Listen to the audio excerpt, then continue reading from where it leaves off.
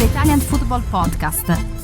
Atalanta, their form is unbelievable and they continue it against Parma. They win 3-1, sixth win in a row, 9 wins and a draw in their last 10 matches in all competitions. That Celtic game, which they completely dominated, by the way, being the game that ruins that sequence of a perfect 10. And they've scored 3 or more goals in 5 of those 10 matches. So they're scoring for fun right now. And I guess the question is now, I mean, Atalanta are joint second. They're 1 point behind Napoli in the lead. The question is now, really, can Atalanta win the Scudetto? I think it's definitely a question that is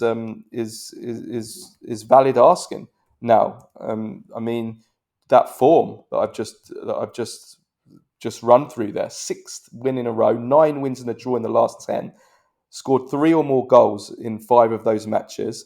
They are the top scorers in Serie A with 34 goals. I mean, the offensive quality that they have, I mean, it's unbelievable. I mean, an XG of 3 in this game against Parma. Again, I mean, they have arguably the best strike partnership in the league right now, certainly on form. Lautaro Martinez and Marcus Thuram will definitely challenge that, and maybe if we're taking it over a longer period, maybe we'd say Lautaro Thuram, but they're up there.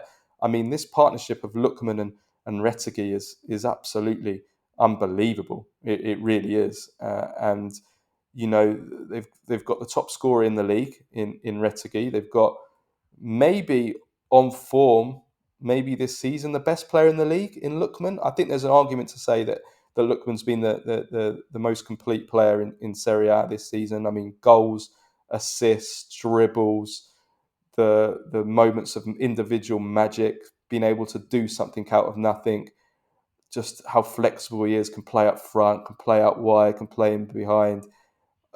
What a player Lookman is, and you know they've Atalanta are really looking good. I mean, they've got the experience now, haven't they? No doubt about that. They've got the experience. The manager they've got a wonderful manager. Physically, they look in great shape. You know, we'll see if Bangsbo and can maintain this amazing physical condition. And you know they're looking unbelievable. They really are looking unbelievable.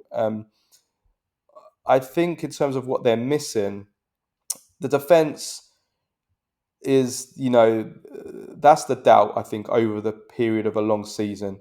Can they win a Scudetto with this defense? You know, they've still conceded quite a lot of goals this season. They've conceded 16 this season. They've obviously got a much weaker defense than Napoli, than Inter, than Juventus as well. They're probably, you know, they're certainly at the at best they're the fourth best defense in the league. And you know, so I don't know. We'll see. You know, Scalvini's back now, and that was great to see him come back in this game. Scalvini is back. We'll see. You know, fingers crossed. I'm praying he hasn't been rushed back too soon, because for me that's a bit too quick to get a player back in 5 months from an ACL. So we pray that he's going to be okay and that he can come back, and then maybe, you know, in the new year he can improve that defense even more. And then, you know, the defense is stronger. My biggest doubts remain what I've always said. I think that Atalanta are missing a backup number 9, classical number 9 to Retegui, which you do need in certain games. And you risk overplaying Retegui and then his levels declining in the second half later in the season. But number 1, they need a backup to Ederson. You cannot go through an entire season with Ederson, who was a monster in this game, probably man of the match in this game, scored. He's unbelievable. When Ederson doesn't play, there is a noticeable drop of Atalanta.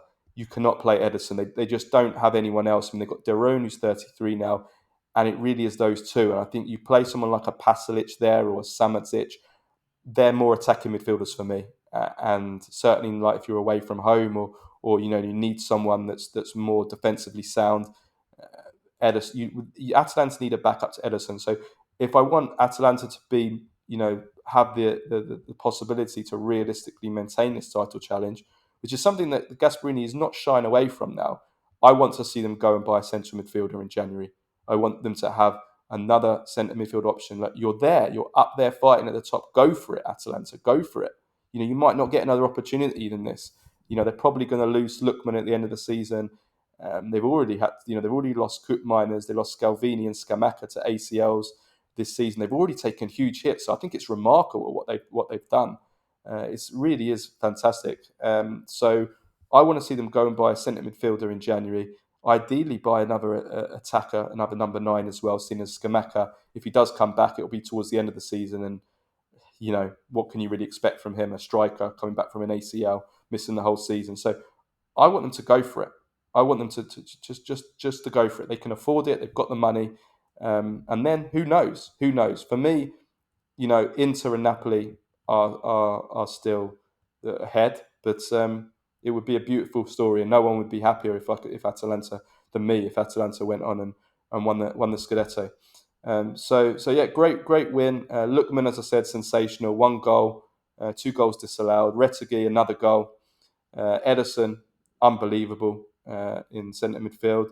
And I thought that the wing backs were good. Ruggieri, Bellanova both got an assist. Quadrado even getting an assist off the bench. He was contributing. So a dominant win. Parma's defence, not good enough. They've got to be careful, Parma, because, they've